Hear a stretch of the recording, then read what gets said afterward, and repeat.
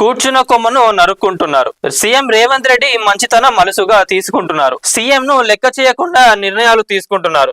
10 ఏళ్ల తర్వాత వచ్చిన అధికారాన్ని కొందరు మంత్రులు దుర్వినియోగం చేస్తున్నారు. గల్లీ లొల్లి ఢిల్లీ పంచాయతీ, అదే అంటున్నారు. గల్లీలో జరిగే లొల్లిని కూడా వీళ్ళు ఢిల్లీ దాకా తీసుకుపోయి టైం వేస్ట్ చేపిస్తున్నారు. దీనివల్ల ఏమవుతుందంటే అపోజిషన్ పార్టీస్ ఈజీగా కూడా వీళ్ళపైన ఫైర్ అయ్యేటట్టుగా వాళ్ళకి ఛాన్స్ ఇస్తున్నారు. చిన్నదానికి కూడా వీళ్ళు ఢిల్లీకి పోతున్నారు, అంత ఖర్చు పెడుతున్నారు, ఇంత పెడుతున్నారు. మంత్రులకు రేవంత్ రెడ్డి గారికి పట్టు లేదు ఇక్కడ మంత్రుల పైన అని చెప్పి వాళ్ళు మాట్లాడుతూ ఉన్నారు. ఎందుకు ఇదంతా అనవసరమైన టాపిక్స్ కదా ఇవన్నీ. మంచిగా రేవంత్ రెడ్డి గారు ఆల్రెడీ నిన్న మనం చూసుకున్నాం, సినిమా ఇండస్ట్రీ వాళ్ళకు కూడా చాలా హెల్ప్ఫుల్ గా కొన్ని స్టేట్మెంట్స్ రిలీజ్ చేయడం జరిగింది. సో అన్ని గణం చేస్తున్నా కూడా ఈ నాయకులు ఎవరైతే ఉన్నారో వీళ్ళ వల్లనే ఇదంతా జరుగుతున్నది. కాంగ్రెస్ పార్టీ అంటేనే అంత, ఎప్పుడు మారనిదే ఇదంతా.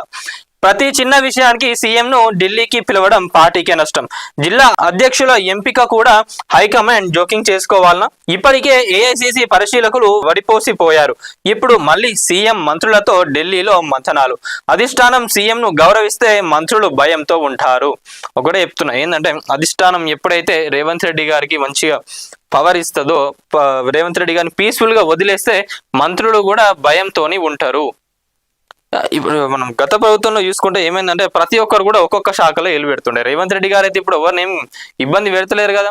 ఎవరి శాఖను మీరే చూసుకోండి, మీరే మంచిగా వ్యవహరించండి అని చెప్పి చెప్పడం జరిగింది. మీ దాంట్లో అయితే ఎప్పుడు రేవంత్ రెడ్డి గారు ఏలు పెట్టలే కదా మీ శాఖలలో.